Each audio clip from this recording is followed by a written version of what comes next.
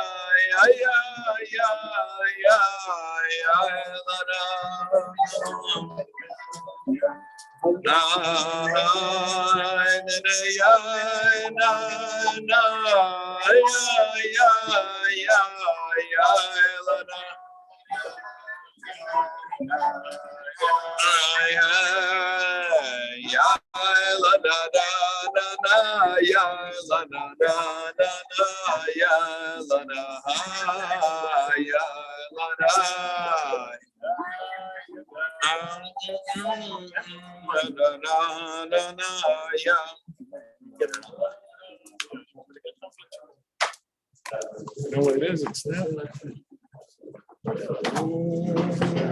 There you go. Okay, it's on.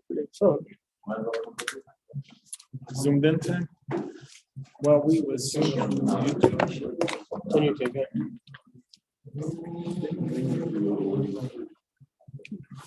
Is it the same description? Huh? I think it's okay. Yeah, I did. Just even when he stands up, he's going to stand up. That's maybe he might stand up. He'll probably stand up. Here, it's looking. So maybe I'm saying when he stands up. When I stand up, you see me? No. So it's got to be more. So it's got to be more slant. Make it more slant.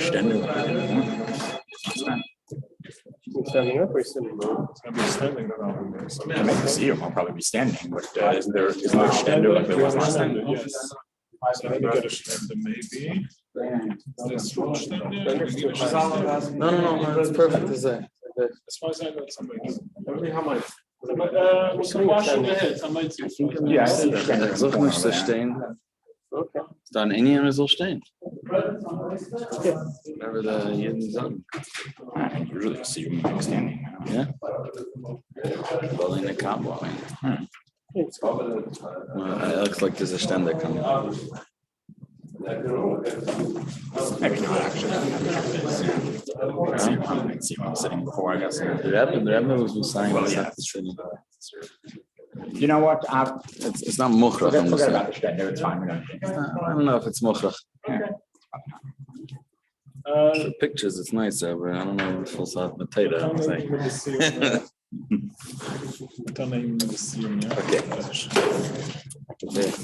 Next time, give me a warning before you take a picture of me, so I'm not eating something. No pressure. More than mine.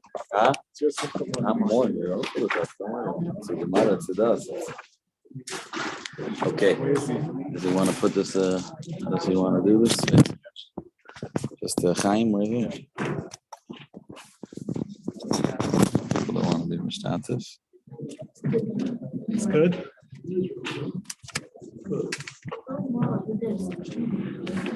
Oi. But sorry.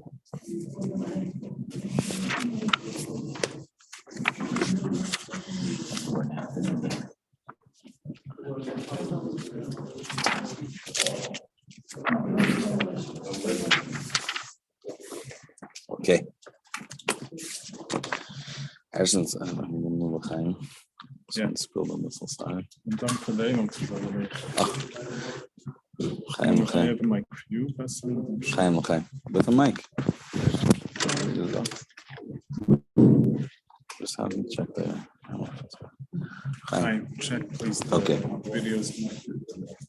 Review. Okay. I was given the schus to be Messiah Rambam, and I'm going to say a few words about Limud Rambam to begin, because one of the reasons why the Rebbe encouraged Siyum is the Pashta understanding that it's an opportunity to stop and reflect on the success that one has when they learn. B'chlal and Befrat when learning a limud as special as limud Rambam. So it's incumbent upon us to stop and to notice the groiskeit and the unique uftu success of learning Rambam. I would say like this, just like we all understand, it's not acceptable for a child when he's 5, it's acceptable for a child to play with cars, Play-Doh. And then you'd expect when a boy gets to the age of 11 that he's already shaykh to aggressive from them. And the older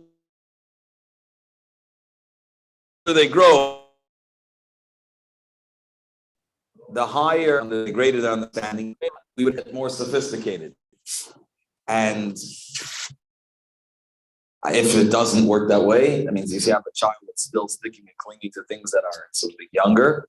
So like to doctors, what's going on, what's going to be. And the same thing would apply to a person that his relationship with the Eibishter stays the same as Sifta. So when he gets to, because you've tracked with the Eibishter already, first of all, you deepen your appreciation already, you learn more siddhis, and relationship deepens as the Eibishter does for us things, guides us along our ways of living. And therefore, adopting should be more meaningful. Not that there's, the Machshavas Zaros can also develop because there's more responsibilities and there's more going on. So we have to use the tools, etc. But the concept, we all understand that things should be, we grow, we advance. For some reason, I want to point out, and that's why I want to discuss Rambam for a few minutes. Sometimes the achlata to learn Rambam begins very early on. And then the style of learning is very primitive. For children, it's just, sometimes it could if they take the achlata too early, it's just reading. And then we can fall through it. There is a heichetimta where later on in life, this is the approach to Rambam. So I want to debunk that because I want to point out that the Rebbe gave us a huge gift by establishing the Seder HaLimud of Rambam. It's mamash matana. The Eibishter gave us Torah on our Sinai. And the Rebbe, as the Nasi of our generation, that knows what lights the neshama, urged us and encouraged us to take this Torah not as only as a limud primi, but to make a bifta, to go out, to bring it to the public. This is the way to be connecting it to the Eibishter Dafka through Torah. And the Rebbe, in addition to giving us this directive, gave us the key to Torah. The key to any sugya, any mesechta.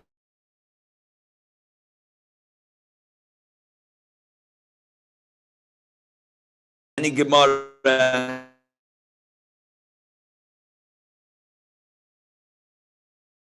any halacha, many finding even from me, it's in never touch these subjects. They imagine coming and knowing Baba Mitzia and Baba Kama, or knowing Dini Maminis, not to know Tumah V'Tara, not to touch upon a full Sefer and Chumash. That the Eibishter, we're talking about the Eibishter right there. We're not talking about ashrus, shilas, or even that the animal is outright treif. But if you water the animal before you shecht it, then it helps break off some of the first sirchas, and therefore there's less likely to be a problem with it. Then the Gemara goes on to talk about more about this definition of Baisius versus Midbaris, and the Gemara finishes off.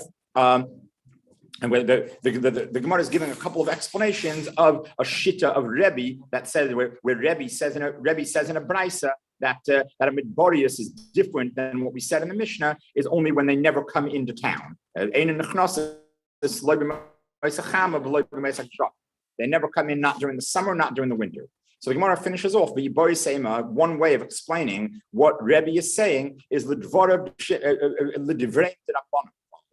he's saying his shita according to the Rabbanon, because he's saying like this: the didi ein muktzah. As far as I'm concerned, there's no broad application of the concept of muktzah. So as far as I'm concerned, even midborius are perfectly within. It's perfectly in order to take midborius and water them and shech them on Yom Tov.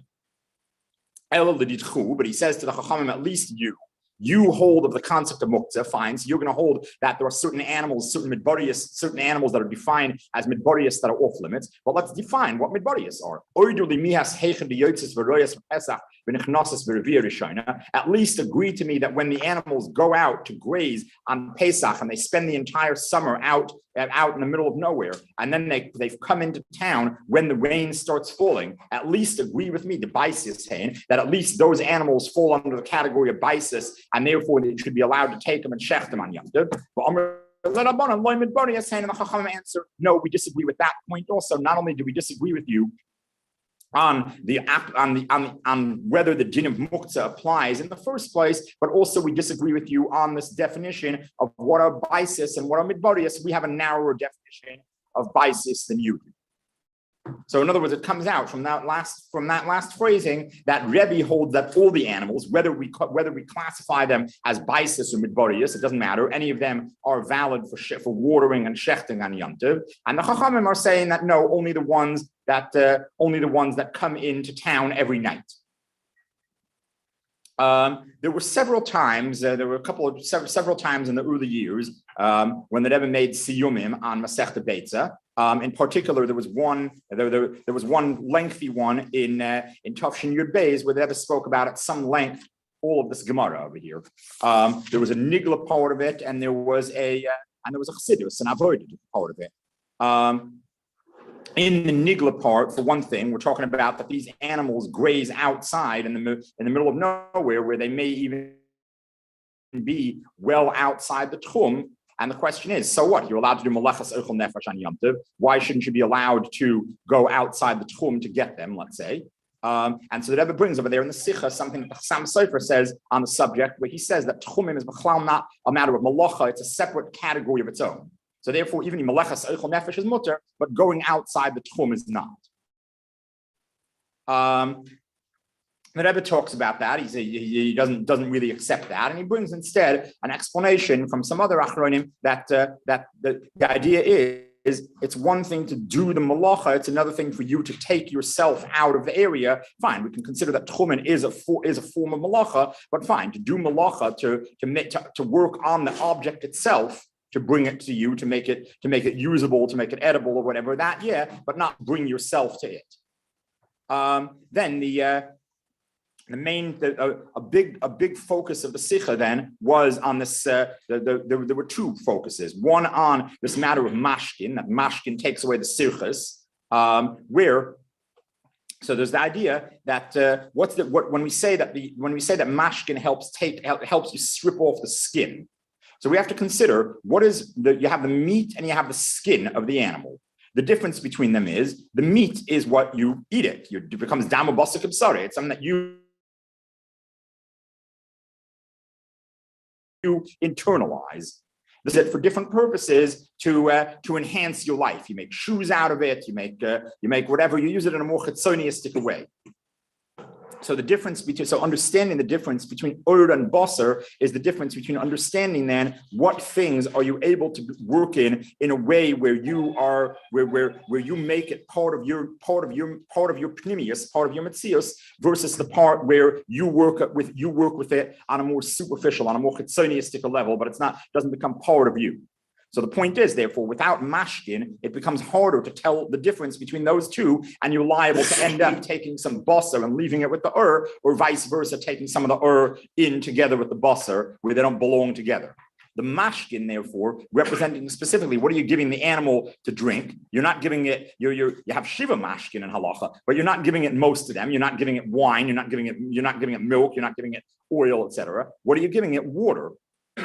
Where water represents Torah as we learn it with Kabbalah soil, and as we learn it in a way of not chas v'shalom lakanter or anything like that, but we learn it strictly as mayim ayodim imakim gavaya lamakim nabuch, as chachmaser etzoni shel HaKadosh Baruch Hu, and that kind of water that kind of mashkin has the ability to help us be able to separate the from the basar and know which is which in our avoda, which one to be oisik in this way, and which one to be in a more pneumistic way, and which one to be oisik in a more chitzoniistic way. Now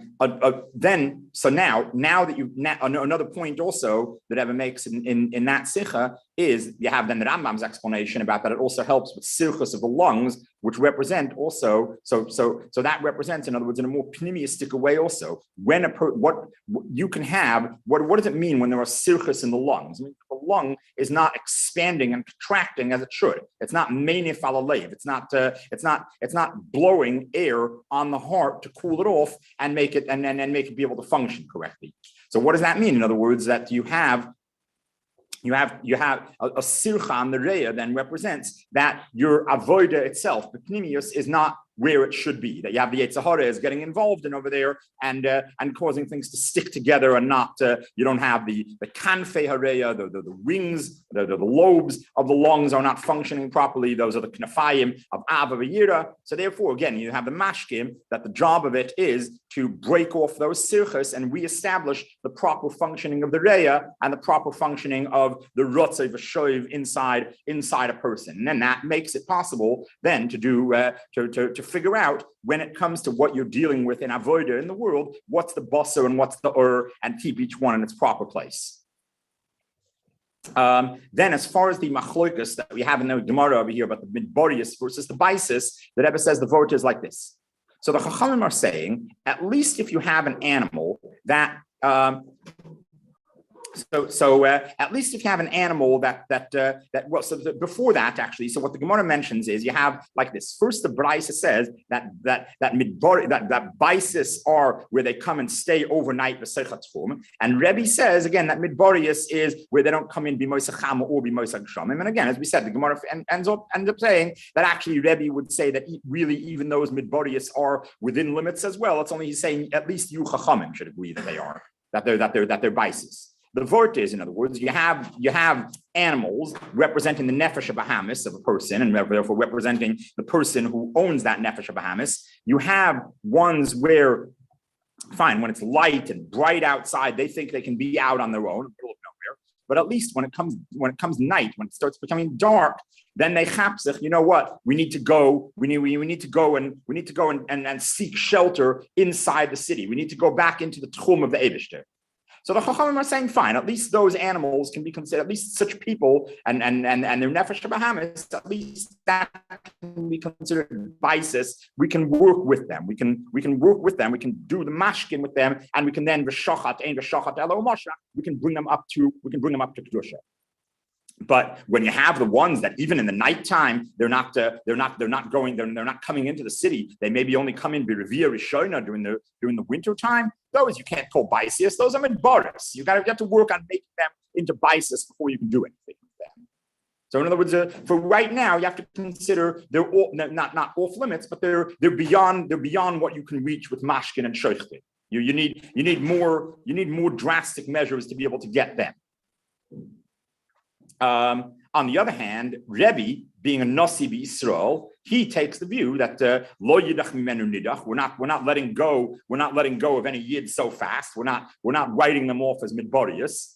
So he's saying, so ultimately he's saying to the Chachamim, even you should concede that at least they come in b'moisag shamim when you start having that things are getting difficult out there. Maybe not at night, maybe not every single night, but at least that they're coming in. At least they come to shul once a year or something. At least you should consider them midbarius. You should consider them baisius rather. And I myself, says Rebbe, from my point of view as a Nasi b'Yisrael, I would consider even if they never come, you never see them, you never see them darkening the door of the shul. Nevertheless, I'd say you still consider them biases, and you still have the ability to get them. As a matter of halacha, as halacha is down here on earth, the halacha is like a chachamim. But nevertheless, we have the day of Rebbe, and ba'asre de Rab, as it says, the halacha is like Rab. So therefore, ba'asre de Rebbe, where we have in the place of the Rebbeim, then we have to act like the halacha that Rebbe teaches us that no yid is ever a midborius. All of them are baisis, and we have the ability to bring them all in and do the mashkin and the shoichtim with all of them, bar none. Then there's a different hadron that the Rebbe made on Maseches Beitza a couple of years later. Where also, on the other hand, you also have those. So what are we saying? Ultimately, you do have rules. You can't just say any behemoth is valid to take. You have, fine, according to Rebbe, you were saying that you have a broader categorization of which ones you can take, but you for tab, if it requires going outside the tchum, you still can't, etc. Representing the idea, in other words, that even though we have the job of bringing every yid in, but not in a way that's going to go against Shulchan Aruch. Before tab, you have the halachas, the relevant things of it. Don't think I have a job. I'm going to be doing mashkin b'sheichtin. Therefore, no matter what, it doesn't matter whether I'm staying within the guidelines. No, the whole point of the Masechta is that you have guidelines of what is and what isn't allowed, and you have to be careful to stick within those when you're working on when you're working on bringing another yid to Yiddishkeit. A last point, this is Ad Kan Divrei Rab. I want to add something also that maybe we can say. The Masechta is called Beitza, and it begins Beitza Shenil the B'Yomtiv.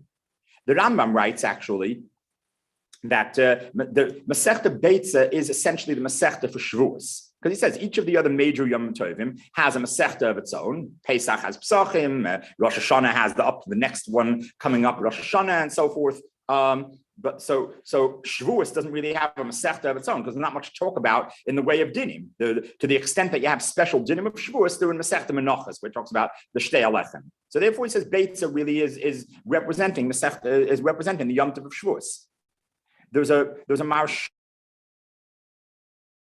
The Gemara tells us in Bechoros about an egg that fell and drowned many cities and whatever, and Marsha explains over there that the egg, Beitzas Bar Yuchni, the Bar Yuchni, which is a gigantic bird, represents the Torah, and the egg of it, where the egg has in potential the entire future of Bar Yuchni, represents the Luchas with the Aseres Adibris, just like the Aseres Adibris contain within them in microcosm the entire Torah. So he says over there that where the egg breaking then represents the breaking of the luchos, the cities that it destroyed, etc., etc. So we see, therefore, that so we see that the luchos that were given on Shavuos can be described metaphorically as a beitza. So and what do we have when it came to Matan Torah? We know that every single yid had to be there. The Baisis, the Midbaris, the whatever, regardless where they're holding. Even you have for example the ones who later on you have the Dasan Aviram Yatsu Mitzavim. You have every single one of them was there, and we know that if one of them had been missing, then there wouldn't have been a Matan Torah.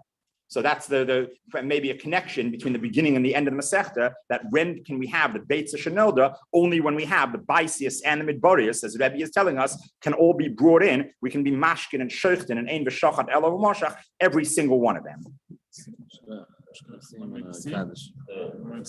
Hadron Alach Maseches Beitza V'Hadra Chalon, Daitron Alach Maseches Beitza V'Hadra Chalon, and Nisnishim Alach Maseches Beitza V'Lisishim Minan. Loi ba'amal jen, loi ba'amal dasi. Hadron alach maseches beitza v'hadra chalon. Daiton alach maseches beitza v'dayda chalon. And nisnishim alach maseches beitza v'lisishim minan. Loi ba'amal jen, loi ba'amal dasi.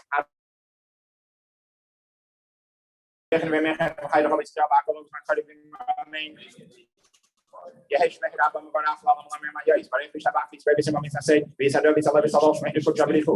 La'il v'chov v'chosib v'shos v'chosib v'chosib v'chosib v'chosib v'chosib I saw about a about somebody and rock somebody and rock on those in my life in the house and the Halachic and yeah, hello, hello, Shlomo Rabba, hello, Chester Rachmin, behind her.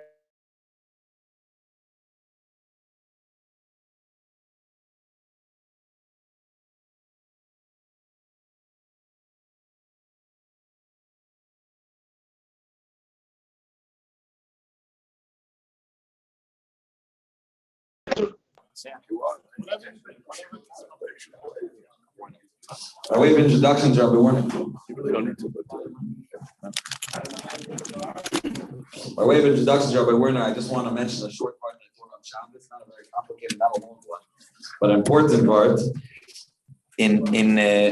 While describing the Torah's, the descendants of Shem, Cham, and Yefes, Torah's Noach, so the Torah describes their borders, their boundaries, and the Torah refers to Boyacha Grara, let's say Boyacha Harkeden. So Rashi, what's this Boyacha? So Rashi says, first opinion Rashi brings that it's a Shem Davar. It's a noun. It's a form. It's a way of saying a border. Rashi says nearly that it became that noun because people would say it's until you reach that point.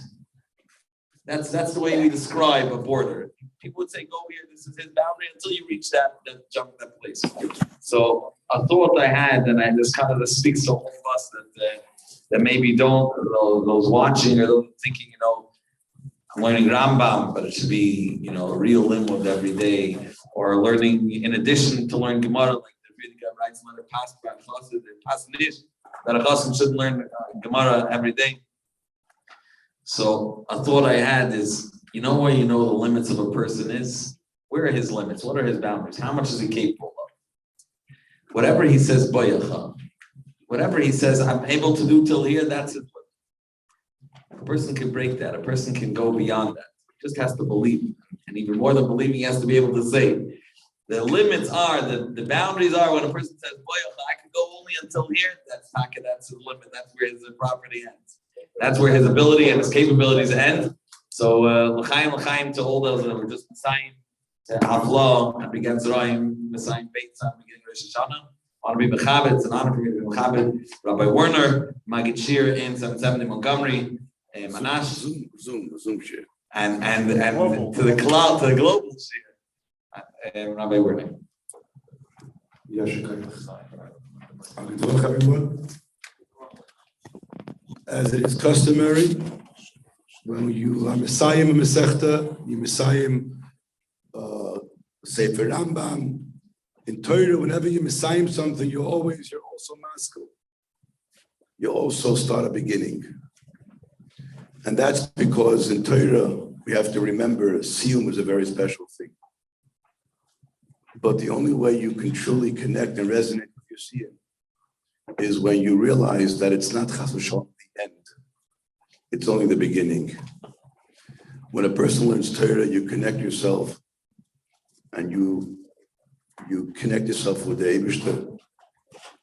And as you learn Torah, the Torah has an impact and changes everything about your life.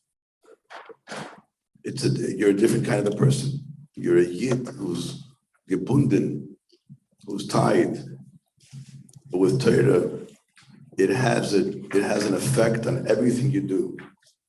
Everything from your hanhoging, your Yiddishkeit, to the hanhoga, to the way you conduct yourself as a person, the way you conduct yourself as a Yid.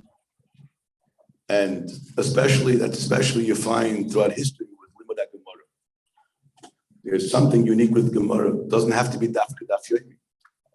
But Limud HaGemara, you find by all the Rabbeim and Chassidim, they say the Frierdiker Rebbe once said, I pushed the chos learn less than 2 daf Gemara a day. All right, those were maybe those days, which were 2 daf is a lot. Today they train you in yeshiva to learn 2 daf for 2 months. So it's a little bit of a far reach, but still. But Lemaisi, you see, Limud HaGemara throughout history is what kept the Yid. I once saw something interesting. There were kihilis that the Goyim banned the Yidden from learning Gemara. And they tried to find other areas to go ahead and substitute it with. And nothing, in the end, over the years, it fizzled out, and nothing was remained in those communities. There's something, a koyach with Limud HaGemara, that it's literally the bread and butter. That's why in yeshiva, what do you teach Bachrim most of the day, they're learning Gemara. Yeah, you learn, every person has to learn halacha. But you see the main thing of the day was learning Gemara. So Limud HaGemara is something that is extremely important because it affects every part of our life. And Memela, when you're Messiah and Masechta, you right away begin the next one to tell ourselves this is not a Siyum. It's a Siyum only a Manas Lahaschim. And the next day I'm on my next Gemara, I'm on the next route, the next train. We're moving weiter. We say, we just made a hadin, and we said that Geshem said that just like you were saying, Messiah, I should be saying Lahaschil Messiah. We're very good sometimes in beginning things, but then after 2-3 blot or 2-3 a week to a couple of days, it fizzles out. The kunst is to be masculine and remember the scheme, which could be another reason why we're masculine. We want to connect to the haskola. Look at the geschmack. When you finish something, it really feels good. It's a great accomplishment. So when you start, you should always start with that with that idea and that need to remember that it's going to be geschmack when I finish it. So it could be it's hard, it could be it's good times, and there's days I'm tired. Same against limited Rambam, same things with everything. There are, it's consistency is not easy. But when a person can break through that schwerigkeit and become consistent with something and remember the geschmack, the geschmack when I finished it. So that's saying, so you say readily where you master, I'm master in a way where I'm going to remember, I'm going to get it done. I'm going to finish it. So right now we finished Maseches Beitza, thousands and thousands of Eden tomorrow, up tonight, tomorrow will be Siyum. Maseches Yom Tov, which by the way, Maseches Beitza was the Maseches that was throughout all this year from Rosh Hashanah and throughout till now, till the Sefer of Tishrei, was all Maseches Yom Tov. Beitza is called Maseches Yom Tov, as I mentioned before. And it was interesting even that on Rosh Hashanah, in Beitza, when we're learning Beitza, we learned about Rosh Hashanah. We learned on Yom Kippur was a sugya by Yom Kippur, the 10 days between Rosh Hashanah and Yom Kippur. You found many, so you see the Ashkoch Al Yoina, something special about touching this cycle, this Shmita, this cycle, which is going to be the cycle where we're going to bring Mashiach, because you see that thousands and hundreds of thousands of people are learning is resonating and is connecting with this man as well. So you see that Torah is penetrating the world. Even with this manim of the world is very much aligned with the Yon how we learn it in Torah. So this upcoming Masechet Rosh Hashanah, which is a Masechet I think 34 lots, but I'm 30, I think it's 34. So where it begins over here, Arba Rosh Hashanah. There are 4 New Years. You think there's only 1 New Year? You didn't have 4 New Years, 4 Rosh Hashanah. It's a lot to handle. Be'echot b'Nisan, the first day, the first New Year is Chodesh Nisan. We're accustomed that the first New Year day is when? Echot b'Tishrei. Comes the Mishnah says, no, not just Echot b'Tishrei. Echot b'Nisan is Rosh Hashanah, l'mlochim u'leregolim. For kings and regolim. What's regolim? Yom Tovim. Yom Tovim. Someone can say l'mlochim u'leregolim. It's not that, it's not regolim, it's regolim. Regolim. So he says over here that Rosh Hashanah, the first one is Chodesh Nisan, Rosh Hashanah L'Mlochim. What does mean Rosh Hashanah L'Mlochim? Says Rashi. The Gemara Maseches Gittin says that they used to always, when they wrote shtarim, documents, any kind of financial document or any kind of shtar from Gittin to shtarim to stam financial shtarim documents, they would always write the date. And they would always date it according to the year of that particular king who was king and how many years he was king. So they think that it would have to make every king individually. When he became king, this guy became king B'Chodesh Shvat, this guy became king B'Chodesh Tammuz. It's going to be hard to remember. So they would convey a day. With that day, it begins the year and ends the year of every king. So if a king becomes a melech, let's say Chodesh Adar, his first year ends Chodesh Nisan. Chodesh Nisan is going into the second year. B'shtayim l'maleh to the kingdom of this. So that's Rosh Hashanah, Rosh Hashanah Melachim. That's how Rashi says. He brings the Gemara Gittin. Gemara Gittin talks about that Melachim, those kings. And the Gemara in Gittin says, why do we do it? Shalom Malchus. We want to show the kings of the world that we respect them, we honor them. So Shloi Malchus, Kovet Malchus, Shloi Malchus, we document all our stories according to the Zmanim, to the years of the Melech. So he says, I don't understand. The Gemara, look at the Gemara later, the Gemara says, we're talking about Malchi Yisrael. What do you do? Rashi, the Gemara in Gittin that talks about Malchi Yisrael. So the Bnei Yeshua explains, and Rashi says, Rashi agrees, it's true. Our Gemara is talking about Malchi Yisrael. But why did it end up? Why would a Yid write a shtar to go to dating the years of the Malchi of the Melech of Yipoy? He told me Shloi Malchus. Well, where did this idea come from?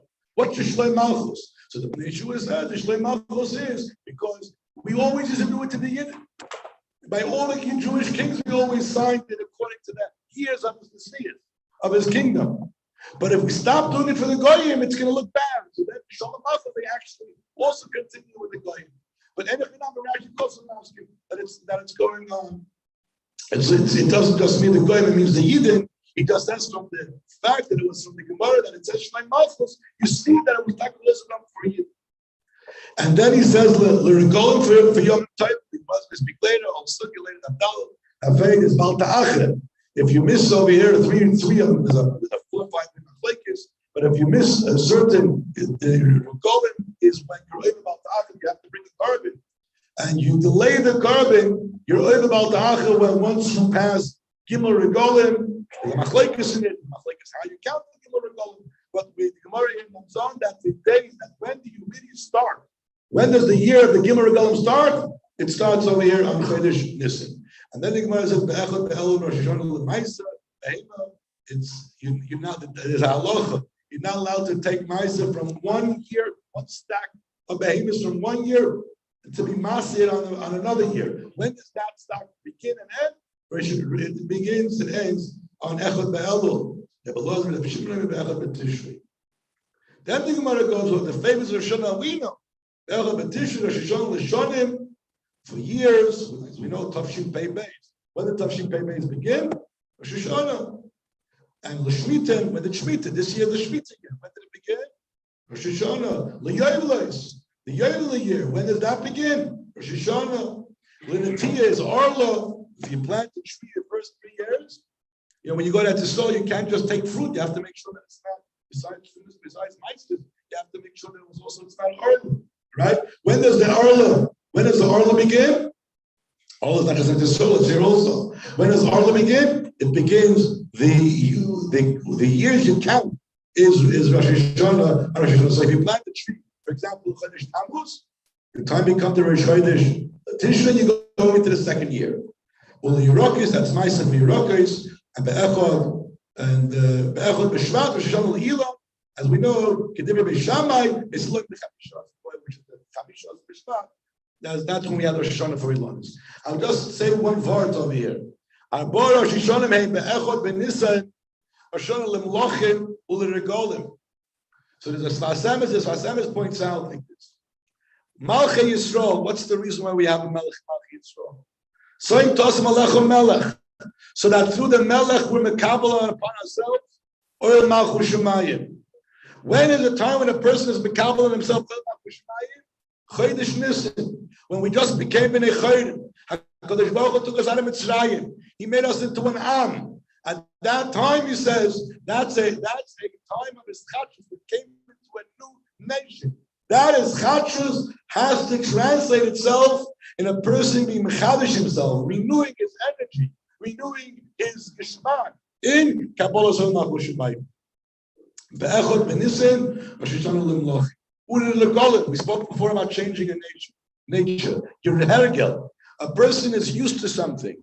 When does a person have a time? When is the Rosh Hashanah the time when a person can be tired to regenerate himself with new energy, new achlotis? It's always that's going to be Rosh Hashanah. There is no special time for the Beitza. Rosh Hashanah. That's when a person has that koyach.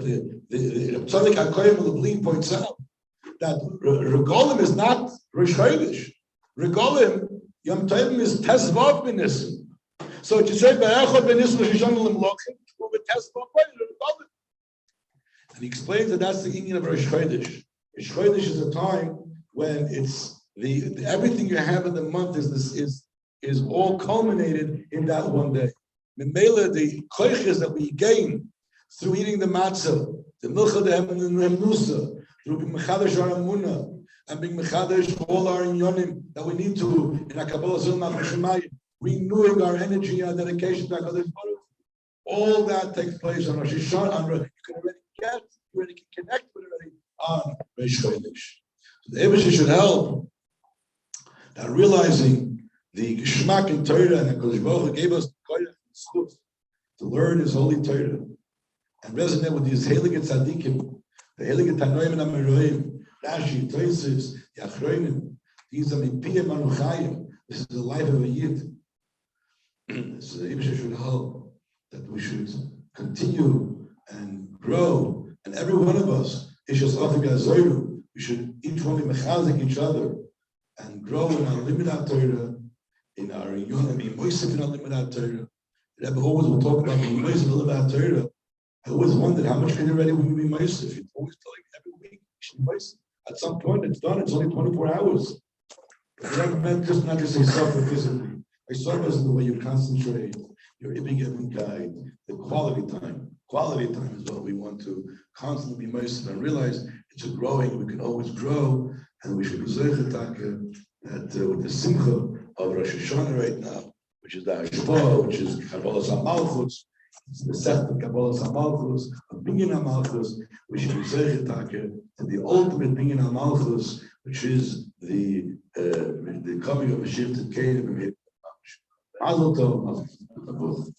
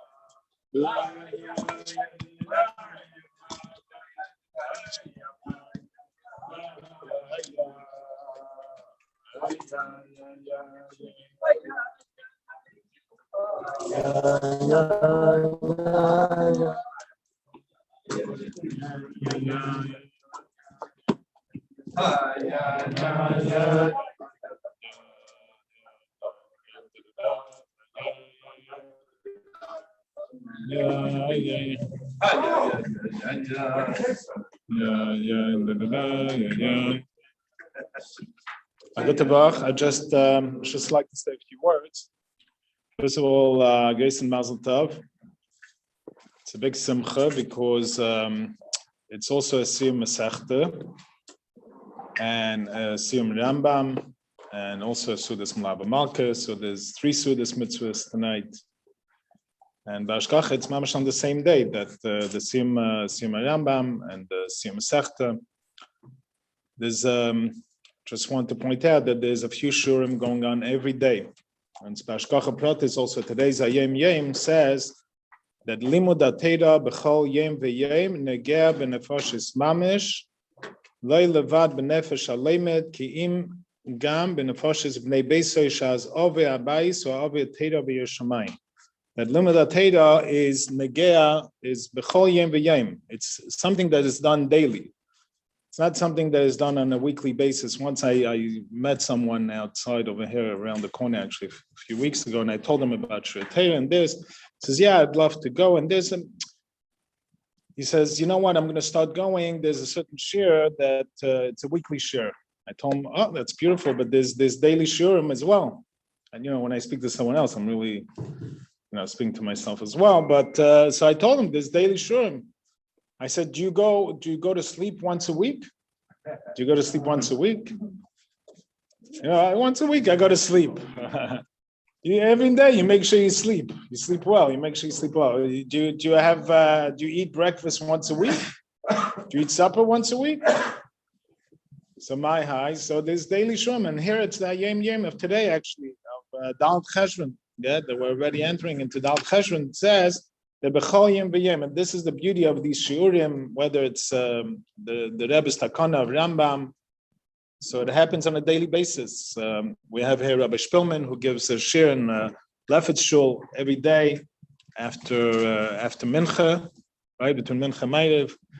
There's a shir Rambam, a Parakechad. There's many other shirim. There's Rabbi Zayins, who gives a shir, beautiful shir. He's a bacher. And he couldn't make it. There was another bacher who told me, a bacher gives a shir, this. So I guess he was jealous. So we have to set him up also as a shir. But I told him he gave a shir in Kiddush HaChedesh, and it's recorded. It's not me saying that. He gave a shir in Kiddush HaChedesh better than many Balabatim can give.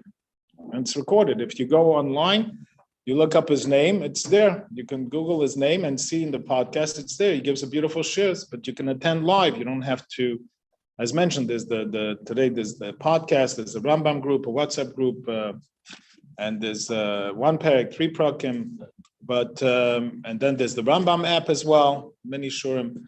So he gives a shir every night, and then Parish Shtibel, 8 o'clock is Ma'ariv, and right after Ma'ariv he gives a shir. So there's the limit of the Torah b'cholim v'yem. That's the takana of the Rambam. Then there's Rabbi Hetzel we had here, who gives a shir in Lashon HaKodesh, 10:15, 302 Kingston Avenue. And then there's the daily Gemara shurim, which we have now. We had them Symbolism and Schala, Rabbi Werner, Rabbi Oppenheimer. We have actually, believe it or not, we actually had a shir while we had over here. So there was a shir going on. Rabbi Fischel Oster was giving a shir Gemara. He couldn't attend. He told me, I'm sorry, I can't attend but he was giving a shir Gemara tonight. And Zalman Netzel tells me, I'm sorry, but I have to leave because I have to give a shir. He's now in the middle of a shir. If you go to 302 Kingston, it's there, it's live, it's real. So there is shurim going on, Baruch Hashem, and Ken Yebu, and das der Inyan asenageh nishna fazich alein nasenageh for the nefashis bnei Beitza as well, as it says actually in this week's parsha, right? That I believe it's the Rebbe's word that Noach came into the teva. He came in with the bnei Beis. He made sure at least the bnei Beis. He didn't take care of like Halabavich Chaser Shliv that takes care of his surroundings as much. But at least his bnei Beis were with him. He didn't leave them behind. Imagine that would have been Taka, Abush and Cheba. Imagine that Noach would have been the only one there. You know, with bnei Beis also. So the point is, there's Nishna Fazich, Sa'echet the bnei Beis. Actually, there's someone here who once, I don't know if I mentioned this, but a lady called me and she says, I'd like to support some of the shurim that are going down, specifically a certain Gemara shir. I said, I'm curious, why Gemara shir? Do you learn Gemara? You listen to the Gemara that you're... So she says, no, but I'll tell you, my husband, every night he comes home, he puts on Rabbi Fischel Oster's shir loud, and he's sitting in the living room, and he's listening, and it opens up his mind. He listens loud, and it changes the avir and the bias and the home. Changes the atmosphere. The kids see that the father's learning Gemara every day loud. So now it changes the entire atmosphere. So that's why I want to support it. Yeah. So so mota achayis. But we have responsibility for the bnei Beis as well, and this is through limud Torah. But it stresses b'chol yom v'yom. So we have the Rambam, we have the Gemara shurim, many shurim. There's actually, if you go to egamtorah.org, you see the shurim that are out there that you can attend. You can attend live if you can't make it. There's a new Smichas Chava program shir that's starting. Rabbi Michal Lerner actually tomorrow morning. While I was here already, someone reached out to me that Baruch Hashem, there's quite a few Sunday morning Kailul Shiurim, Halacha Le'yuna, different Shiurim in the community. There's actually, I think there's about 12, 13 shuls that have a shir kavua every Sunday morning. And while I'm sitting here, someone reached out to me on WhatsApp. He says, oops, I still don't have a Maggid shir. So if anyone here would like to volunteer, we have a place that needs a Maggid shir tomorrow morning, but it's a shame till tomorrow morning, I'm sure we'll find someone. But it's happening. So there's Sunday morning shurim. So if you think it's right now on a weekly basis, they say if you can't run, you walk. You can't walk, you crawl. You start once a week, it's echt good. So there's the Sunday morning shurim. There's the Smichas Chava program, which will be starting with Rabbi Michal Lerner next week. It's starting in Lefetz Shul. will be starting. Just to conclude, I'd like to say that also Bashkar Pratis, we see Mamashes, the Rambam, the Aschala, we'll start with the Aschala of the Rambam, which is Sefer Zra'im, speaks about Zra'im to Rosh Hashanah, because actually if you look in the Mishnah of Rosh Hashanah, it says that one of the Rosh Hashanah is the Shmitin, the Yevlis, the Netiyah, so it speaks very much about Zra'im. It speaks about that the Inyan of Zra'im have to do with Rosh Hashanah. So the new Aschala of Sefer Zra'im of the Rambam is also connected to today's, to starting Maseches Rosh Hashanah. And also Rosh Hashanah, the special prayers that we say specifically for rain, that there should be Zra'im. And then the Siyum is not so clear. What's the Shayches, Haflaha, Mitbeya, what's the Shayches? It does have Menutzen Abyssal Lamdis. And so the Inyan of Haflaha is a Inyan Mufla B'Yesed. It's a wonder. Why? Because how can you take a person takes a piece of bread and he says, I really like a carbon. So really it makes a new chalais, because this piece of bread was mutter. It's fine, it's mutter. And you, by speaking, you made a new chalais, this piece of bread that becomes also upon you, and it's mutter to the world, but it's also upon you. So if you think about it, it's a very powerful concept. It's a new chalais that you say, I really like a carbon. So it's a dog and mufla. So it's hella. So the same thing with the beya and all the beyamtiv. You look at the eggs on the table, they all look the same. But this beya was what? It was a beya shenal the beyamtiv. It was a nailed. And Meilet saw that a specific issue of muktzah because it was a nailed. So it's also the same meaning if you look at it, you look at this piece of bread, it's like all the others. And we see the koich of Torah, but not only the koich of Torah, specifically the koich of a yid, that through dibur. So we can utilize this koich of dibur to utilize it to learn Torah and to finish with this point that also a person may say, so how do we bring about what's the shaykhs to Rosh Hashanah and Zra'im to the Yom to learn Torah every day? Because Rosh Hashanah is the Inyan of bringing the Inyan, what's the Inyan of Rosh Hashanah, as was mentioned, that it was the Inyan, same Tasim Alechem Melech, that you should accept the kingship of the Eibishter, all Malchus Shamayim, and to accept it on a daily basis. You know, it's Ashkar practice actually. We're coming away. You mentioned that the Beya was Yom Tov, but now we're coming away from Yom Tov. What's my high Rosh Hashanah? Where's Rosh Hashanah coming? Because V'yakiv alach l'daka, or Gufa, to take the Rosh Hashanah and bring it in the Cheshvan starts, and you say, okay, I'm done with Yom Tov. I'm done with Rosh Hashanah. No, Rosh Hashanah comes into Cheshvan, that you continue the Inyan of Kabbalah Samalchus. You might say, so what's Kabbalah Samalchus? You might say, but what about business? I'm busy. I got to be busy. Das is Zra'im. Zra'im refers to Emunah. Emunah, right? And the pasuk is Zra'im is Emunah. Why? Because what's the lashon? Ma'amin b'chei ha'olamim v'zedeh. Right? That when you do Zra'im, it's an Inyan of Emunah. Why is it Emunah? And you see it actually. Any Basechol understands that it's not him putting the seed that actually made that whole tree grow, right? That a person can say, I made this tree grow on oranges, right? Really, because you put in, you worked at it, you did what you did, but ultimately it's the sun, with the rain, the Eibishter made it all happen, and that it should become a tree. So meaning a person might say, how do I bring the sun into my daily life? I have to be busy with business, I have to be busy with my daily affairs. Realize that the Eibishter is, you do your zriyah, you have to do zedeh, you have to do your part. And if you learn Torah and you daven and you do what you need to do, is the Eibishter helps you as God's not the Metalin Yonah. A good Tavach, Mazel Tov. Chaim. No, sag aber. No, it's okay, tell me.